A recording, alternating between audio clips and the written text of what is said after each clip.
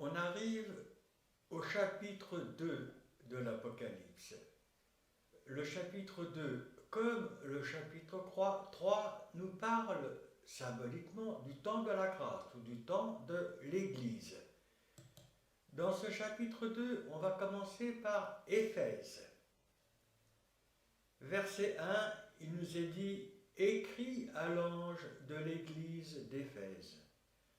Voici ce que dit celui qui tient les 7 étoiles dans sa main droite, celui qui marche au milieu des 7 chandeliers d'or. » Alors l'apôtre Jean reçoit l'ordre d'écrire à l'ange, écrit à l'ange, c'est-à-dire de donner un commentaire sur l'activité d'une église. N'oublions pas que l'ange symbolise la marche chrétienne de chacun ou d'une église, et non pas un responsable quelconque.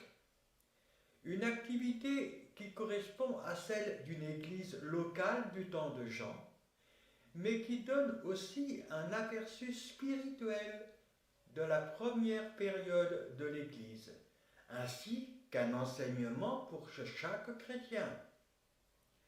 Car l'Église d'Éphèse représente une marche chrétienne, mais qui peut très bien être la nôtre. Nous pouvons, en effet, très bien marcher comme un ange de l'Église d'Éphèse, ou comme un ange de l'Église de Smyrne, de Pergame, etc., etc. Ou alors en avoir certaines caractéristiques. Voici ce que dit celui. Nous devons déjà constater, afin de comprendre correctement la pensée de Dieu dans ces lettres, que chacune de ces lettres sont divisées en 3 parties. En effet, dans chaque lettre et pour chaque église, il y a, premièrement, et au début, une introduction qui commence par « voici ce que dit celui », etc. Troisièmement, et à la fin, une conclusion qui commence par « à celui qui vaincra », etc. Et entre cette introduction et cette conclusion, nous avons deuxièmement un commentaire sur la marche de l'Église, et peut-être sur notre propre marche. Toutes les 7 lettres sont écrites sur ce modèle. Cela nous donne un enseignement important quant à notre marche avec Dieu, car cela signifie que l'activité de l'Église, c'est-à-dire par extension la marche de chaque chrétien, cette marche-là ne peut être approuvée de Dieu que si elle s'exerce entre le chandelier, c'est-à-dire la victoire de Jésus-Christ que nous revêtons, et dont les caractéristiques sont mentionnées dans chaque introduction, et, ici troisièmement, l'ange, c'est-à-dire l'étoile arrivée à la victoire, à celui qui vaincra et qui reçoit sa récompense. Le chandelier doit être au départ de toute activité pour Dieu et perdurer pendant tous les moments de la vie chrétienne. Mais notre Dieu désire pour nous une victoire personnelle. Et c'est pour ça qu'il est écrit à celui qui vaincra. Victoire personnelle de chacun, s'appuyant sans cesse sur le chandelier. Et cela afin d'entrer dans une vie personnelle avec Dieu, mais une vie responsable. Alors sachant que les caractéristiques du chandelier sont toujours parfaites, mais que l'ange, c'est-à-dire notre marche chrétienne personnelle, ne devient parfait qu'après une victoire personnelle. Car nous savons que nous pouvons, hélas, abandonner en cours de route notre Dieu, selon qu'il est écrit « que celui qui est debout prenne garde de tomber ». Cependant, arrivé à son terme, notre Dieu rendra la marche de chaque chrétien parfaite à cause du chandelier, mais la récompense de chacun sera différente à cause de l'ange. Dans ces 7 lettres, notre Dieu nous rappelle sans cesse que le chrétien a une responsabilité au niveau de sa marche et que de se confier dans un fatalisme ou une justification de religion ne mène pas vers Dieu. En continuant ce verset, nous lisons « Celui qui tient les 7 étoiles dans sa main droite, celui qui marche au milieu des 7 chandeliers d'or. » Alors rappelons-nous déjà ici que Jésus se donne à nous. Toutes les introductions de ces 7 lettres nous parlent de Jésus-Christ, de ce qu'il est ou de ce qu'il fait. Mais nous devons aussi les comprendre comme étant des bénédictions que notre Dieu nous donne. Car rappelons ici que notre Dieu, en raison de sa perfection, ne peut nous donner que ce qui appartient à l'exemple de Jésus-Christ. Tout ce que la religion, dans le cours des siècles et sous prétexte d'inspiration, a ajouté dans la parole, vient en réalité d'un travail de l'adversaire et non pas d'une action de l'esprit. Et cela, même si certains ajouts nous paraissent sensés ou nécessaires. De même, certains comportements ou manières de faire de notre assemblée pourront nous sembler utiles pour rechercher une dynamique, mais leur utilité ne seront finalement que faibles, voire totalement vaines, et cela, même si ces comportements n'entrent pas dans un chemin de péché, selon qu'il est écrit, « Tout m'est permis, mais tout n'est pas utile. » Tout m'est permis. Mais évidemment, à partir du moment où le péché est absent de cette permission. Mais l'apôtre Paul ajoute, mais tout n'est pas utile, car le Saint-Esprit ne peut pas mettre le sceau de son approbation si notre comportement n'entre pas dans le cadre de l'exemple de Jésus-Christ. Toutes les bénédictions provenant des 7 introductions, des 7 chandeliers, sont pour nous totalement gratuites. La seule condition que Dieu nous demande étant d'accepter le salut qu'il nous tend, c'est-à-dire de nous revêtir et de garder en permanence dans notre vie la victoire de Jésus-Christ. Cependant, elles ont un caractère obligatoire, car elles font partie de la nature de Christ, que Dieu installe en nous avec le salut. Nous ne pouvons les refuser ou y échapper, sous peine de perdre notre chandelier, selon qu'il est écrit, « Ce n'est plus moi qui vis, c'est Christ qui vit en moi. » Nous devons les mettre en pratique, au niveau de notre marche chrétienne elle-même, avec les hauts et les bas de notre vouloir, de notre liberté. Et nous avons le symbole de l'ange, ce qui nous amène à la conclusion, à celui qui vaincra, nous donnons une récompense, chacun selon sa part. Alors de ce fait, on va avoir au niveau des récompenses, premièrement celle du chandelier, c'est-à-dire le salut maintenu en nous jusqu'au bout. Et ici, ce seront des récompenses gratuites et pour tous. Tous, nous avons part à ces bénédictions. Dieu ne regardera pas à nos œuvres pour nous les donner.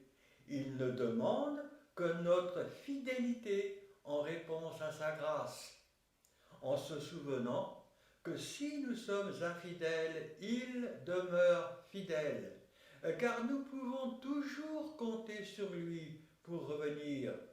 Mais deuxièmement, au niveau des récompenses, nous avons celle de l'ange, à celui qui vaincra, c'est-à-dire celle de la marche chrétienne, arrivée à la victoire.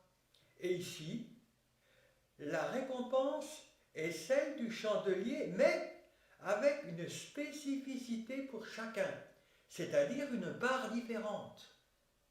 L'ensemble des 7 introductions ou des 7 chandeliers et des 7 conclusions ou des 7 victoires de l'ange manifestent ce que nous serons dans le royaume avec Dieu. C'est-à-dire, tous revêtus de la même nature, c'est le corps de Christ, cependant avec une part différente pour chacun. Et nous avons les éléments du corps. Mais reprenons ce verset 1. Celui qui tient les 7 étoiles. Alors dans cette première introduction, nous voyons, comme au verset 16 du chapitre 1, 7 étoiles dans sa main droite.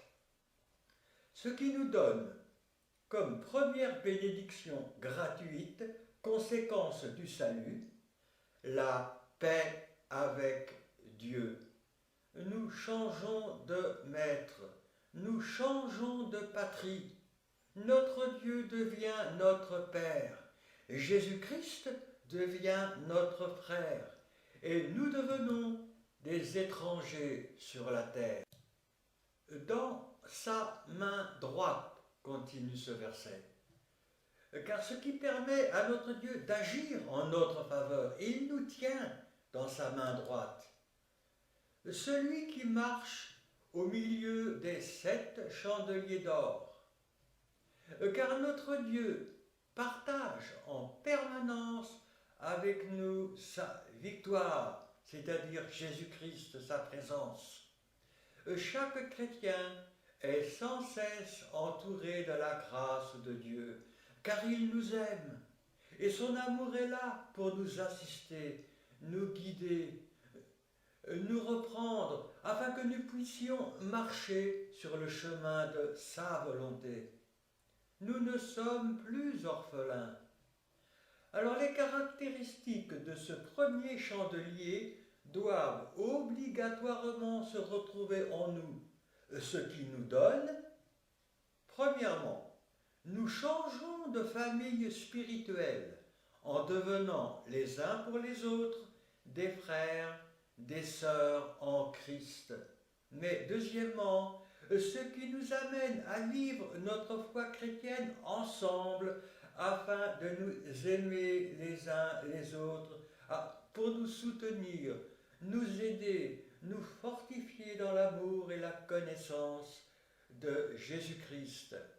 Alors pour résumer ce chandelier d'Éphèse, notre Dieu fait la paix avec nous, il devient notre Père et il nous garde gratuitement dans sa main. Il agit en notre faveur. Mais on va commencer le verset 2.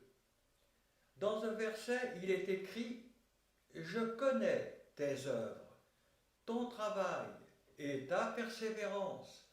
Je sais que tu ne peux supporter les méchants, que tu as éprouvé ceux qui se disent apôtres et qui ne le sont pas, et que tu les as trouvés menteurs. » Alors, il est évident que toutes les remarques contenues dans ces 7 lettres s'adressent à nous, à chaque chrétien que nous sommes.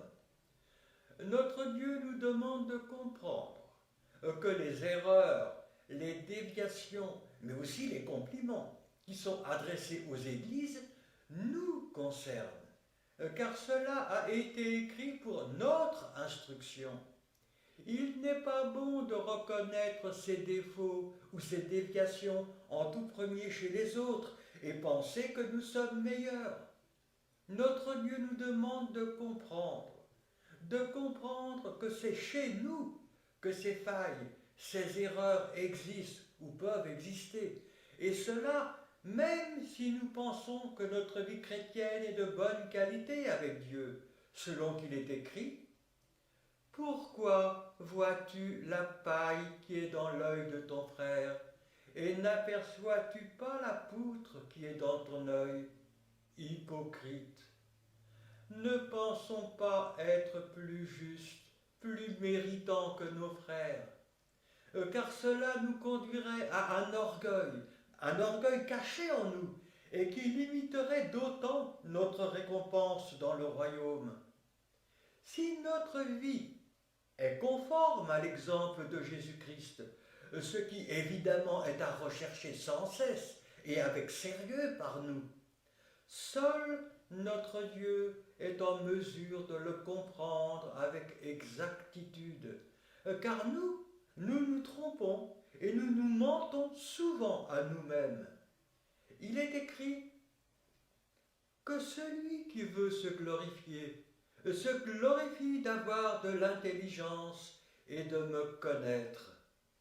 Mais ici, que signifie connaître Christ? C'est évidemment, dans ce passage, pratiquer son exemple, marcher sur son chemin. Mais cet exemple, quel est-il en tout premier? Eh bien, c'est celui de l'amour, mais un amour qui ne peut être vrai, c'est-à-dire venir de Dieu, que dans un renoncement, une humilité, et qui était le chemin et l'exemple de notre Seigneur. Et à l'inverse, si notre vie avec Dieu, malgré peut-être son sérieux, sa bonne qualité, si cette vie-là a comme résultat de nous élever par rapport à notre frère, même si cette élévation est cachée en nous, notre Dieu le voit, et notre amour pour nos frères ne sera qu'un amour d'imitation, un amour de religion, et notre récompense en sera diminuée d'autant.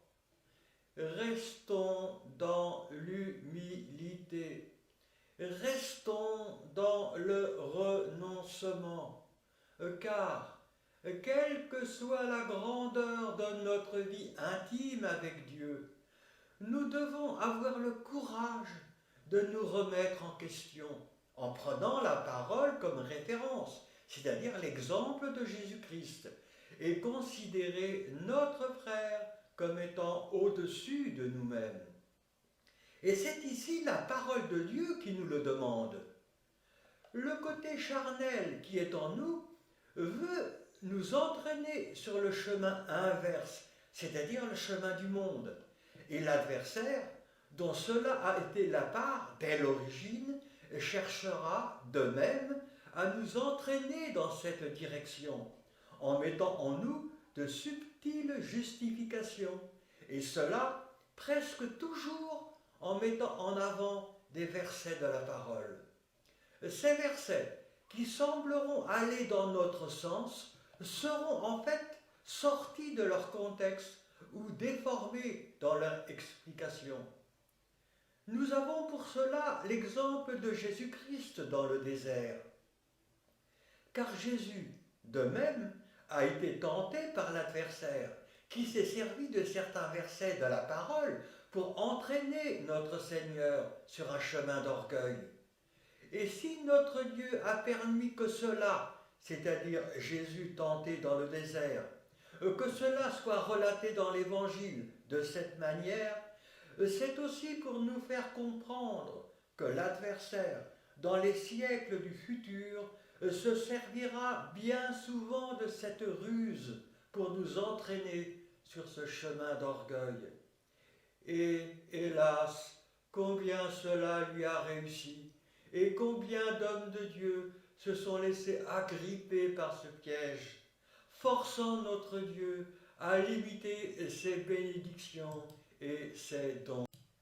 Plus notre position religieuse sera grande, et même plus notre position réelle avec Dieu sera importante, plus nous devons nous considérer comme étant petits par rapport à nos frères. Cette démarche est d'autant, pour beaucoup d'entre nous, d'une difficulté considérable. Mais Si nous reconnaissons nos faiblesses et si nous voulons de tout notre cœur les haïr, alors Dieu nous aidera et se servira de notre persévérance pour, petit à petit, nous amener sur le chemin de renoncement qui était celui de Jésus-Christ. Comprenons ici que si nous nous considérons comme étant un serviteur de Dieu, alors nous devons aussi, et peut-être même surtout, être le serviteur de nos frères. Et bien sûr, le serviteur n'est pas plus grand que celui qu'il sert.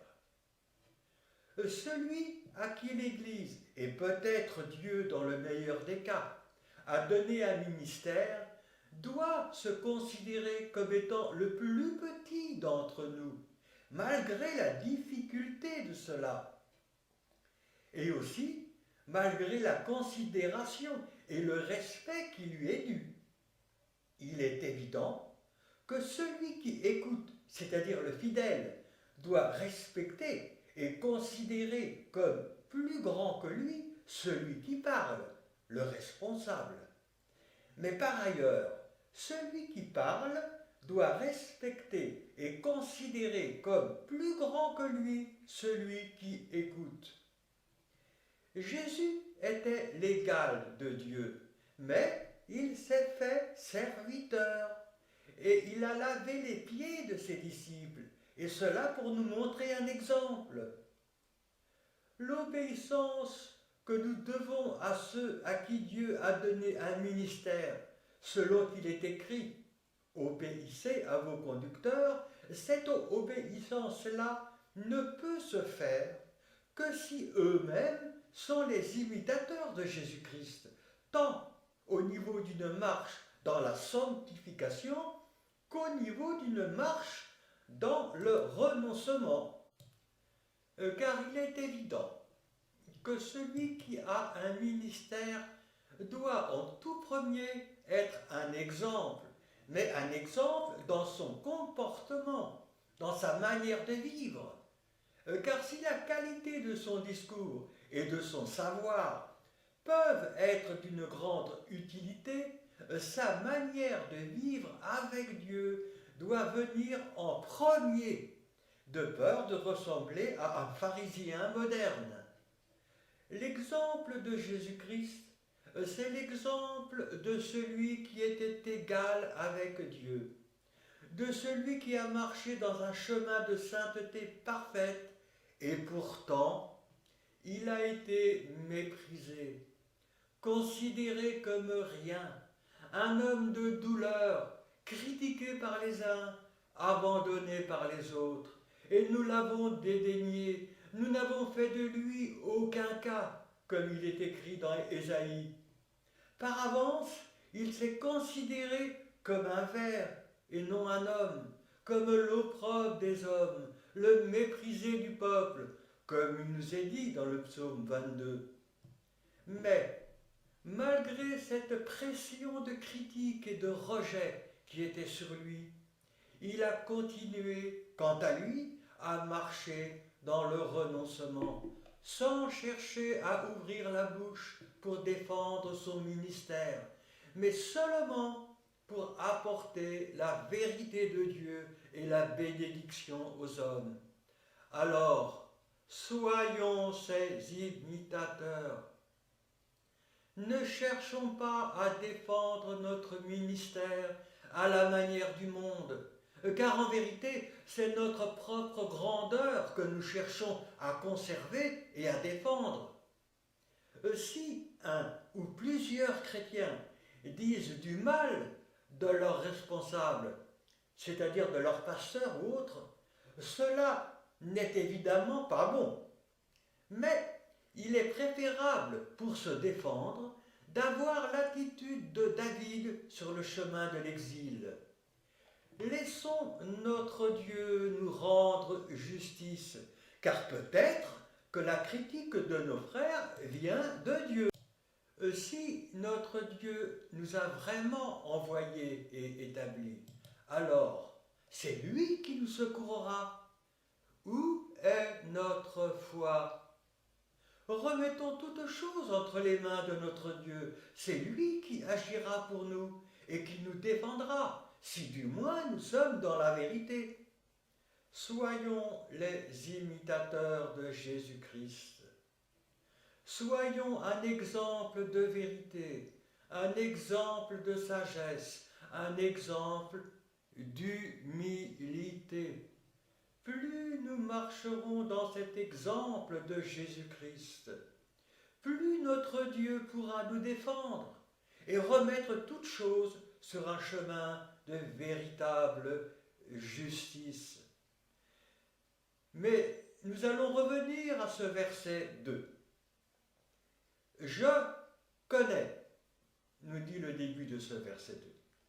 Au début de chaque lettre, Dieu nous informe qu'il connaît ou qu'il sait. Et cela afin que nous puissions bien comprendre qu'il a une totale connaissance de ce qu'est notre vie. Tant en ce qui concerne ce qui est caché en nous, c'est-à-dire nos pensées, nos désirs, nos sentiments, etc., qu'en ce qui concerne ce que nous manifestons devant les hommes, selon qu'il est écrit, tout est à nu et à découvert aux yeux de celui à qui nous devons rendre compte. Il nous est impossible de tromper Dieu, soit par de faux raisonnements, soit avec de faux sentiments, soit par des œuvres hypocrites. Tes œuvres, continue ce verset, ce sont des œuvres pour Dieu et il le sait. Ton travail, ce sont des œuvres qui sont faites avec sérieux et zèle et il le sait. Et ta persévérance, c'est un travail qui persévère pour lui, pour notre Dieu, et il le sait. Je sais que tu ne peux supporter les méchants. C'est surtout le péché qui n'est pas supporté par le chrétien Éphèse, mais aussi le méchant, selon qu'il est écrit, ôtez le méchant du milieu de vous. Mais attention, à partir du moment où il persévère dans sa folie, donnant un témoignage contraire au milieu du monde et apportant trouble et contamination dans l'Église, selon qu'il est écrit, car le nom de Dieu est à cause de vous blasphémé parmi les païens. Ensuite, nous lisons que tu as éprouvé ceux qui se disent apôtres et qui ne le sont pas, et que tu les as trouvés menteurs. Il y a ici un comportement d'autocritique qui montre le sérieux de l'Église d'Éphèse ou du chrétien Éphèse. Et Dieu le sait et il approuve. Car la parole de Dieu nous demande de nous examiner nous-mêmes si nous ne voulons pas être jugés par lui, de nous éprouver nous-mêmes afin de reconnaître le sérieux et le vrai de ce que nous apportons aux autres et de ne pas être trouvés menteurs devant Dieu et devant l'Église en apportant de fausses doctrines ou en nous accaparant les corps et les âmes de ceux dont nous avons la charge. Le verset 3 nous dit que tu as de la persévérance. C'est un deuxième rappel de la persévérance qui nous montre l'extrême importance que Dieu lui donne à la persévérance. Et l'Église ou le chrétien Éphèse, que nous pouvons être, la possédait. Ensuite, que tu as souffert à cause de mon nom. C'est une acceptation de la souffrance pour Dieu et il le sait. Et enfin, dans ce verset 3, et que tu ne t'es point lassé. Et nous avons un troisième rappel de la persévérance chez le chrétien Éphèse. C'est une persévérance malgré la souffrance et à cause de lui, car ils avaient les yeux fixés sur la rémunération et Dieu le sait. On arrive au verset 4. Dans ce verset 4, nous lisons « Mais ce que j'ai contre toi, c'est que tu as abandonné ton premier amour. » Notre Dieu a une connaissance parfaite de ce qu'est notre vie intérieure. Il n'est jamais dupe. On peut se tromper soi-même, mais on ne peut pas tromper Dieu. Toutes les raisons profondes qui nous poussent à travailler pour Dieu, à accomplir des œuvres pour lui, sont à nu et à découvert devant celui qui nous juge en toute vérité. Ici, il est question des raisons profondes qui nous animent.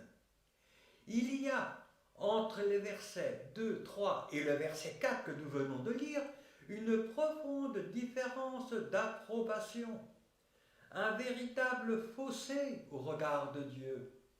Et cela doit nous interpeller sur l'importance considérable que Dieu donne aux raisons profondes qui motivent notre marche chrétienne. Pourquoi travaillons-nous pour Dieu? Pourquoi travaillons-nous dans le cadre de notre Église? Pourquoi marchons-nous sur un chemin de sanctification? Est-ce une obligation religieuse ou est-ce autre chose qui nous motive? Ou est-ce un amour véritable pour notre Dieu et pour nos frères qui nous poussent? N'oublions pas que le motif de toutes les décisions prises par le Père et mises en pratique par le Saint-Esprit, eh bien, c'est l'amour et c'est Jésus qui est l'amour de Dieu dans sa plénitude. Alors ici, il nous faut bien avoir conscience que tout travail et toute vie pour Dieu doivent obligatoirement être remplis de la présence du chandelier, c'est-à-dire de la victoire de Jésus-Christ dans notre vie, et avoir pour départ ou origine la volonté de Dieu, mais aussi comme motif la volonté de Dieu. Or, c'est quoi la volonté de Dieu? Eh bien, c'est l'amour qui est la volonté de Dieu. Mais seulement lorsque cet amour est rempli de la vie de Jésus-Christ et qu'il nous donne son chemin en exemple. Rappelons-nous qu'un amour pour Dieu ne sera sincère et vrai que s'il se reporte selon une même mesure sur nos frères. Mais il est inutile de forcer l'œuvre, en faire plus que ce que Dieu nous demande, car on dépasserait sa volonté et on entrerait dans un chemin qui pourrait nous conduire à l'orgueil. Tout comme il n'est pas bon de marcher à contre-cœur ou en traînant, car on serait en deçà de la volonté de Dieu et on entrerait dans un chemin de passivité qui pourrait nous conduire vers des justifications de rituels sans vie. Or, l'église d'Éphèse, ou le chrétien Éphèse, avait fini par tomber dans la religion. Cette église-là, ou ce chrétien-là, travaillait pour Dieu, mais de plus en plus sans Dieu. Nous avons ici un enseignement, une mise en garde d'une importance considérable.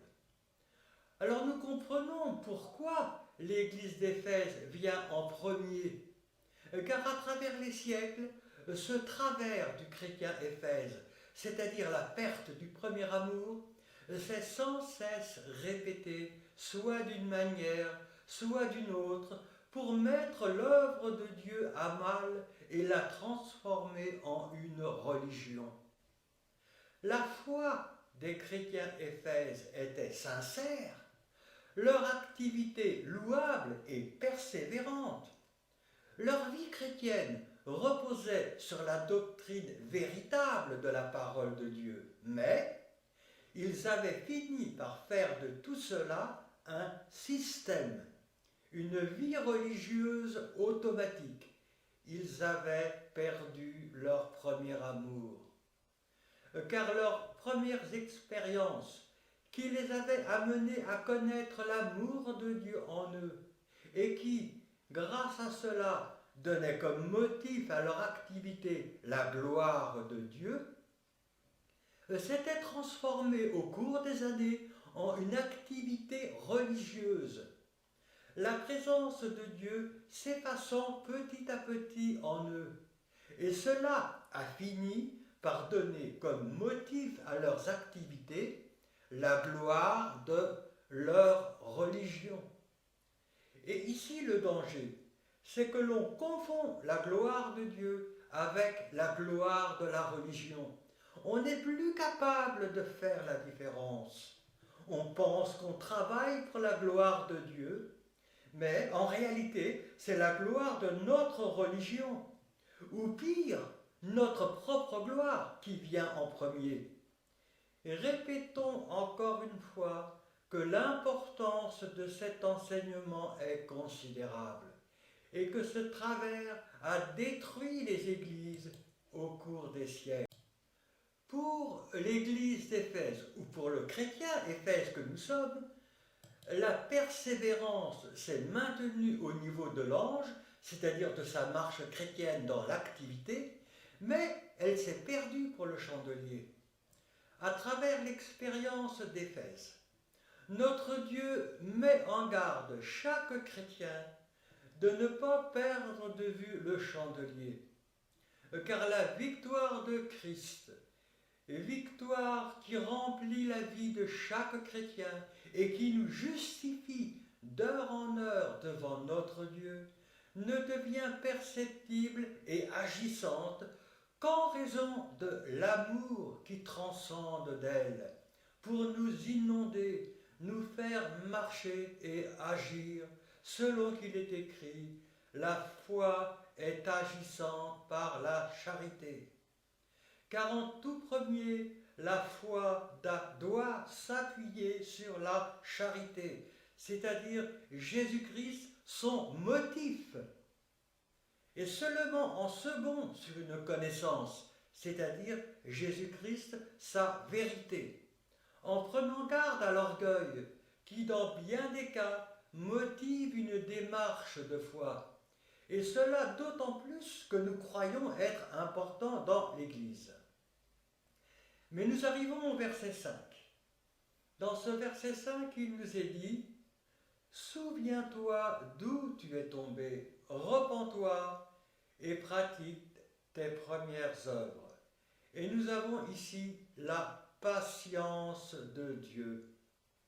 L'enseignement que nous avons dans ce début du verset 5, c'est que notre Dieu nous donne la possibilité de revenir vers lui, malgré nos échecs, malgré nos demi-tours, car il travaille sans cesse en nous, dans le but d'ouvrir notre intelligence, afin que nous puissions comprendre et revenir sur le vrai chemin.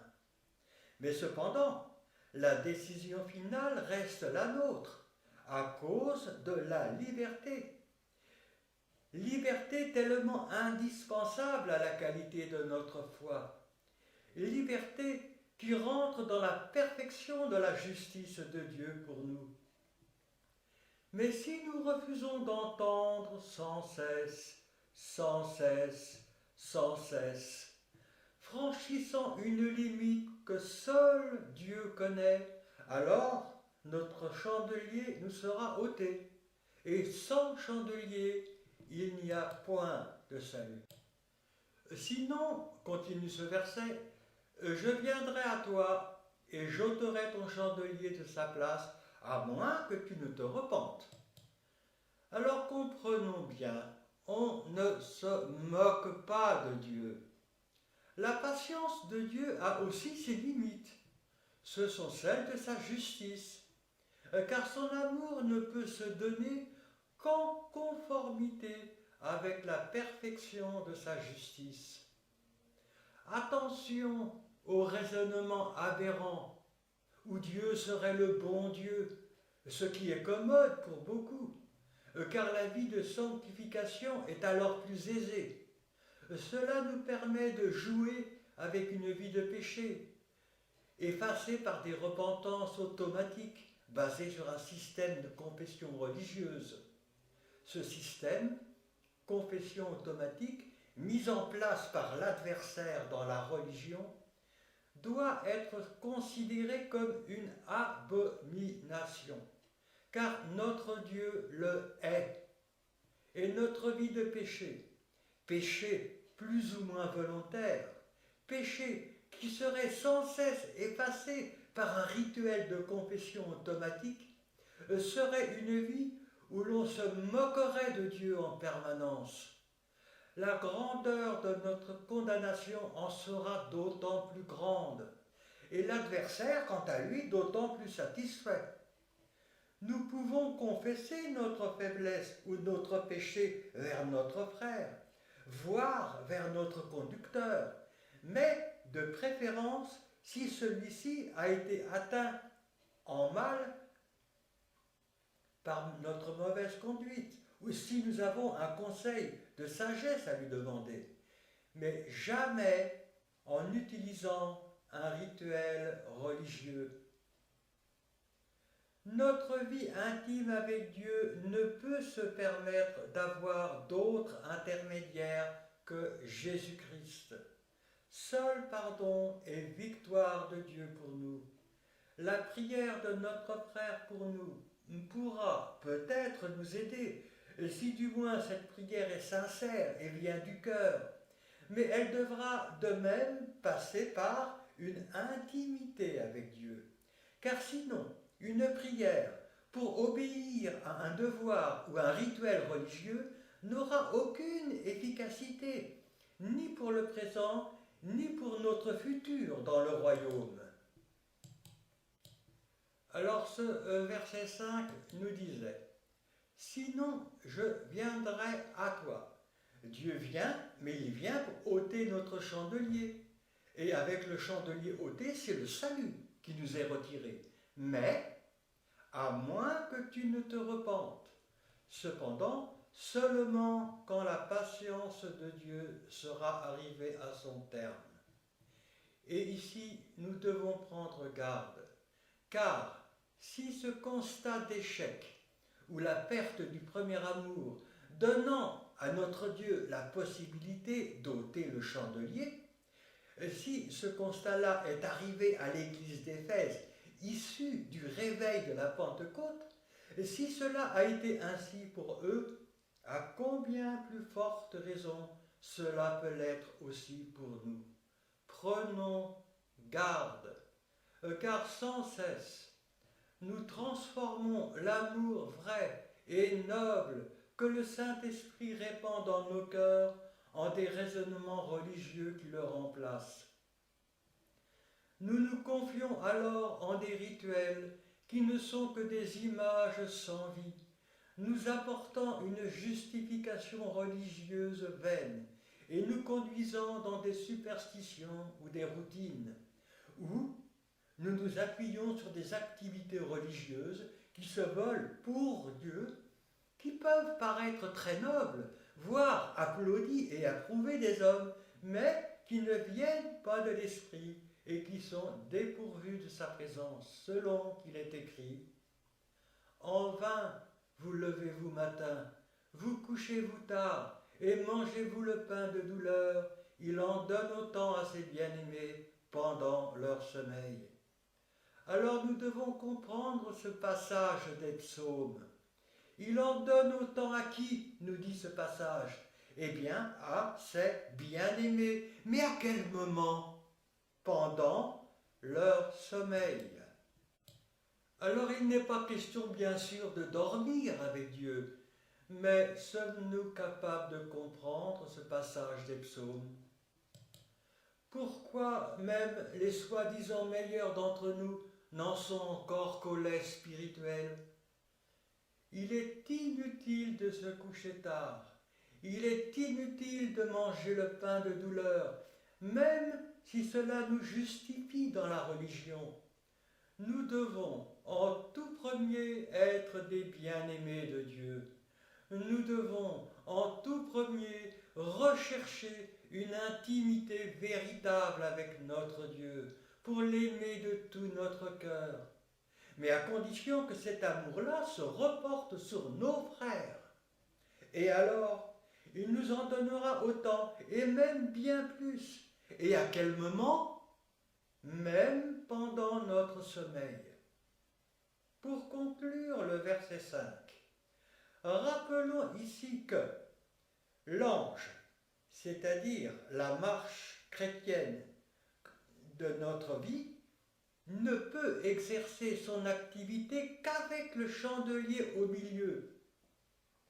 Ou si nous préférons, on ne peut marcher en tant que chrétien avec Dieu et marcher d'une manière complète que si nous possédons un amour véritable et pour notre Dieu et pour nos frères, c'est-à-dire Jésus-Christ dans notre vie. Mais attention, car il existe un amour d'imitation, ou ce qu'on pourrait appeler un amour religieux, que l'adversaire veut installer en nous, et cela pour justifier notre mauvaise marche. On arrive au verset 6. Ce verset 6 nous dit « Tu as pourtant ceci ». Dans la vie d'un chrétien, lorsque celui-ci adopte certaines prises de position ou certains comportements, certaines prises de position ou comportements qui vont dans le sens de la pensée de Dieu, cela peut amener notre Dieu à réagir favorablement pour nous. C'est la récompense d'un comportement qui entre dans le cadre de sa justice et qui touche son cœur. Dieu n'oublie pas. Pour Éphèse, ou pour le chrétien Éphèse que nous sommes peut-être, il en est de même. Tu as pourtant ceci. Et en récompense, Dieu travaille les cœurs pour les ramener au premier amour. Et le verset se continue en nous disant « C'est que tu hais les œuvres des Nicolaïtes, œuvres que je hais aussi ». Alors la Bible ne nous dit pas quelles sont ces œuvres. Cependant, Jean l'apôtre les connaissait, ainsi que la plupart des chrétiens de son époque. Quant à nous, il nous est important de comprendre quelle est la nature ou la signification de ces œuvres, et cela afin de ne pas sombrer dans leurs travers et de ne pas se laisser séduire par leur philosophie mensongère. Nous devons, pour ces œuvres, y voir le résultat d'un enseignement détourné, enseignement qui consiste, premièrement, à croire en la parole de Dieu, à la prendre comme référence, mais deuxièmement, en ajoutant au milieu de cette parole des raisonnements venant d'interprétations personnelles et dont le but est de justifier le péché qui est en nous et de le faire partager avec plusieurs. Cela donne un mélange entre la vérité de Dieu et la parole du malin, mélange créant des œuvres de néant.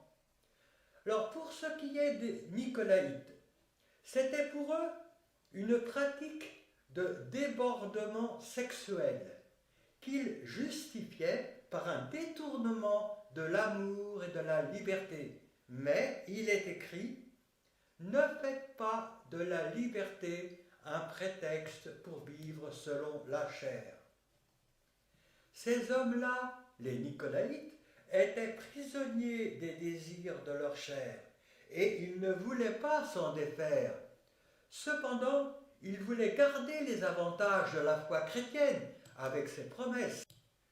À cette époque, à l'époque donc de l'apôtre Jean, mais hélas à notre époque aussi, ce genre de plaisir, ainsi que d'autres, s'était installé sur la place publique.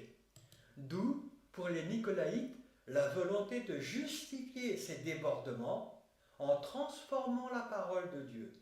Et ici, on confond l'amour qui vient de Dieu avec l'amour charnel. Et on fait de la liberté un prétexte pour vivre selon la chair. Les Nicolaïtes avaient comme défaut majeur le non-renoncement d'eux-mêmes. Nous devons prendre garde à cet exemple, car dans les périodes où le péché abonde, les Nicolaïtes reviennent, et il y en a aujourd'hui parmi nous. Dans chacun d'entre nous, il peut y avoir un peu de nicolaïte, et nous préférerons alors justifier nos travers plutôt que d'y renoncer, en renonçant à nous-mêmes, afin de se laisser délivrer par la puissance de Dieu. N'oublions pas que Dieu est ses œuvres et qu'il n'est pas possible de lui plaire dans ces conditions. Il nous faut choisir. Les Nicolaïtes, quant à eux, ne choisissaient pas. Ils voulaient Dieu et le monde. On arrive au verset 7. Dans ce verset, il est écrit « Que celui qui a des oreilles entende ce que l'Esprit dit aux églises. » Alors cette phrase est répétée 7 fois.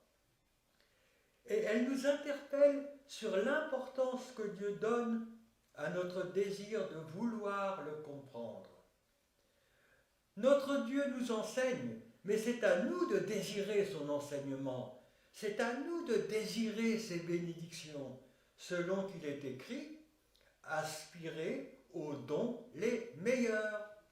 Cela ne nous est pas donné d'une manière automatique. Alors ce verset doit être compris à la manière du verset 3 au chapitre 1, où il nous faut, premièrement, écouter, c'est-à-dire ne pas avoir honte de lire ou d'écouter la parole de Dieu, ne pas fermer l'oreille à l'action de Dieu dans nos vies. Deuxièmement, comprendre, car notre Dieu se révèle lorsque nous avons un désir profond de le comprendre, désir qui s'appuie sur l'amour que nous avons pour lui et pour nos frères, et non pas sur notre orgueil religieux. N'oublions pas nos frères, notre Dieu sonde parfaitement nos cœurs. Il sait très bien quel est le motif qui nous fait agir. Et si nous agissons pour dominer nos frères, ou par devoir, ou pour tout autre sentiment qui ne rentre pas dans le cadre d'un amour véritable, alors il ne donnera pas, ou moins. Et peut-être que Satan lui-même pourra prendre le relais, en mettant en nous des pâles copies venant de lui, ou même des totales imitations qu'il justifiera en nous par des interprétations fallacieuses de certains versets de la parole. Rappelons-nous encore que la compréhension, c'est-à-dire la pensée de Dieu et son amour en nous, s'acquiert sur le chemin du renoncement. Trop souvent, notre Dieu retient ses bénédictions, car nous nous engageons sur un chemin d'orgueil, même si ce chemin d'orgueil est bien souvent caché en nous. Et enfin, troisièmement, garder, c'est-à-dire persévérer en pratiquant l'enseignement compris, selon qu'il est écrit. On donnera à celui qui a, et il sera dans l'abondance, mais à celui qui n'a pas, on ôtera même ce qu'il a. Alors, dans ce passage que nous venons de lire, ici, celui qui a, il a parce qu'il a voulu avoir, en prenant le chemin de Dieu. C'est quelqu'un qui veut de Dieu, qui renonce à lui-même, qui persévère et qui reçoit. Il a reçu, il recevra encore et il sera dans l'abondance. Mais celui qui n'a pas, il n'a pas parce que il ne fait pas l'effort de vouloir les choses de Dieu. Il se laisse traîner. Il se laisse envahir par le manger et le boire du monde. Il ne choisit pas. Il se laisse dominer par un esprit d'orgueil. Il renonce à son moi. Ce sont des personnes qui préfèrent leur raisonnement, ou le raisonnement de la religion qui s'est imprégné dans leur vie, à ceux de Dieu. Et ceci en raison de leur non-renoncement. Ou ce sont des personnes qui préfèrent grandir sur leur piédestal plutôt que d'aimer leurs frères pour les assister. À ceux-là, s'ils persévèrent dans leur chemin, on ôtera même le peu qu'ils ont. Ce verset se continue en nous disant « à celui qui vaincra ». C'est donc le but de notre marche chrétienne avec Dieu, c'est-à-dire vaincre. Cette expression, répétée 7 fois, une fois dans chaque lettre, sous-entend l'importance de la persévérance sur le chemin. À celui qui vaincra. Ce n'est pas à nous de choisir nos actes de bravoure, nos batailles spirituelles, car c'est toute l'action de Dieu dans nos vies qui nous permet de vaincre. Cependant, notre victoire, c'est d'accepter son chemin et de le suivre avec persévérance. Car ici, le vainqueur, c'est celui qui obéit et qui obéit jusqu'au bout à l'exemple de Jésus-Christ. Rappelons-nous encore une fois qu'il ne nous faut pas confondre la victoire de Jésus-Christ dans nos vies, le symbole du chandelier, avec notre victoire personnelle reposant sur la foi, le symbole de l'ange, notre marche chrétienne. De peur de tomber dans la passivité en supprimant l'ange, car alors on se repose sur la victoire de Christ, mais sans rien faire, ou de tomber dans la religion en supprimant le chandelier, et alors on justifie notre salut par des œuvres. Mais nous pouvons toujours compter sur la patience de Dieu qui nous pousse sur le chemin, car c'est la grâce de Dieu qui nous appelle, c'est la grâce de Dieu qui nous maintient, c'est la grâce de Dieu qui fait de nous des vainqueurs. Et ce verset se continue en nous disant « Je donnerai à manger de l'arbre de vie qui est dans le paradis de Dieu ».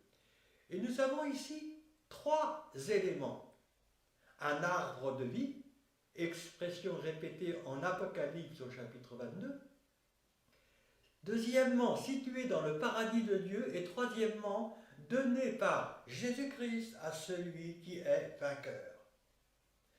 Alors ce n'est pas pour la récompense symbolisée dans ce verset du salut dont il est question, car le salut, quant à lui, est entièrement gratuit, mais d'une part différente de la récompense qui sera donnée à chacun dans le royaume. Donc une part différente de la récompense donnée dans l'introduction, chacun selon sa part. Et ceci à cause d'une victoire personnelle de chacun. Pendant notre pèlerinage terrestre, nous recevons déjà les prémices des récompenses qui nous sont proposées dans les conclusions, en réponse au désir et au sérieux de la consécration qui est la nôtre, obéissance à l'Esprit. Et nous en recevrons la totalité dans le royaume au jour du Seigneur. Avoir les yeux fixés sur la rémunération, c'est ce que Dieu nous demande, afin que notre foi, transfigurée par l'espérance, nous aide à passer à travers les diverses épreuves de notre pèlerinage. Cependant, un chrétien doit prendre garde à ne pas multiplier les activités pour son Dieu, dans l'espoir de récompenses meilleures, car alors il pourrait s'égarer dans l'égoïsme ou dans l'orgueil, en voulant supplanter son frère à la manière du monde. Mais il doit agir, travailler, vouloir en priorité parce qu'il aime son Dieu et parce qu'il aime son frère, mais sans vouloir le dominer. Et répétons que l'amour doit toujours être le motif principal de notre marche. Vivre pour aimer Dieu en renonçant à nous-mêmes. Et cela, malgré tout, quelles que soient les épreuves de la route, quelles que soient les récompenses du présent. Réjouissons-nous dans notre Église lorsque nous voyons notre frère recevoir plus de dons que nous. Et ne pensons pas que Dieu devrait les donner de préférence à nous, sous prétexte que nous sommes le responsable. Attention à l'esprit de jalousie. Qui doit être glorifié? Qui doit avoir la première place. Alors, si notre frère a été choisi plutôt que nous par notre Dieu, soyons dans l'allégresse, renonçons à nous-mêmes et bénissons Dieu de ce qu'il pourra être élevé, glorifié grâce à notre frère. Si nous marchons sur ce chemin, notre renoncement et peut-être nos tribulations, nous serons récompensés au centuple dans le royaume. Selon qu'il est écrit, tous ceux-là, à la foi desquels il a été rendu témoignage, n'ont pas obtenu ce qui leur était promis. Dieu, ayant en vue quelque chose de meilleur pour nous, afin qu'ils ne parvinssent pas sans nous à la perfection. Mais il est évident que si nous marchons ainsi, Dieu bénira aussi notre présent. Mais il bénira notre présent à sa manière, selon le plan qu'il a pour nous. Jésus, quant à lui, il n'a jamais recherché la bénédiction de son Père. Il n'a jamais recherché la bénédiction de son Père, même si cela peut nous paraître étonnant. Il vivait pour son Père et son Père le bénissait. Et alors, ici, ce n'est pas la même chose. De même pour nous. Nous devons vivre pour Dieu et peut-être que Dieu nous bénira, mais nous savons qu'il le fera. Ne vivons pas pour Dieu afin de rechercher des bénédictions matérielles ou des bénédictions spirituelles dont le but caché est de nous mettre sur un piédestal. Mais vivons pour Dieu dans le renoncement. Alors on va continuer ce verset. La suite du verset nous dit « Je donnerai à manger de l'arbre de vie qui est dans le paradis de Dieu. » Et nous avons ici comme récompense Jésus-Christ qui partage sa vie avec nous. Parce que nous n'avons pas eu honte de son chemin, de son exemple, en partageant avec lui son opprobre, son sacrifice, son renoncement. Lui-même partage avec nous ce qu'il est dans le royaume. Dans l'introduction d'Éphèse, Dieu devient notre Père, Christ notre frère. Alors, de même que des frères et des sœurs partagent ensemble, Jésus se partage avec nous dans le royaume, mais chacun selon sa part. Alors ici, la récompense qui nous est proposée est une sorte d'introduction qui ouvre la porte aux autres récompenses, que nous verrons par la suite. Tout comme la récompense de Laodicée sera la conclusion. C'est une récompense qui se vit dans le présent de notre marche, selon les arts que Dieu nous donne, mais que nous recevrons en totalité dans le royaume, chacun selon sa part. Dieu nous a donné Jésus, c'est la vie. Et Jésus s'est donné pour nous, c'est l'arbre, la croix. L'arbre devient l'arbre de vie, c'est-à-dire que son accès est de nouveau ouvert. Le chrétien, quant à lui, donne sa vie à son Dieu et à son frère. Alors pour lui, l'accès à l'arbre de vie devient possible. C'est la porte ouverte, l'arbre de vie, à la vie de Dieu, à la vie avec Dieu.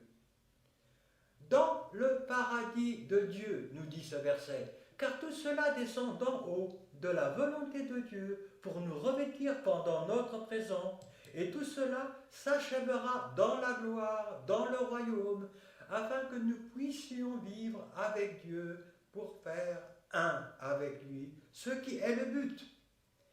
Et nous avons comme première récompense, je donnerai à manger. Jésus nous donne de l'arbre de vie, de ce qu'il est lui-même. Il se partage avec nous, qui est dans le paradis de Dieu, afin que nous fassions un avec Dieu. Alors on va résumer les récompenses d'Éphèse. Introduction. Dieu fait la paix avec nous. Il devient notre Père. Jésus notre frère. Il agit en notre faveur. Conclusion.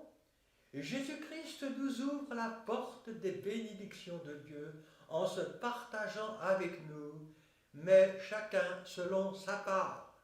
Et c'est la fin de l'église d'Éphèse.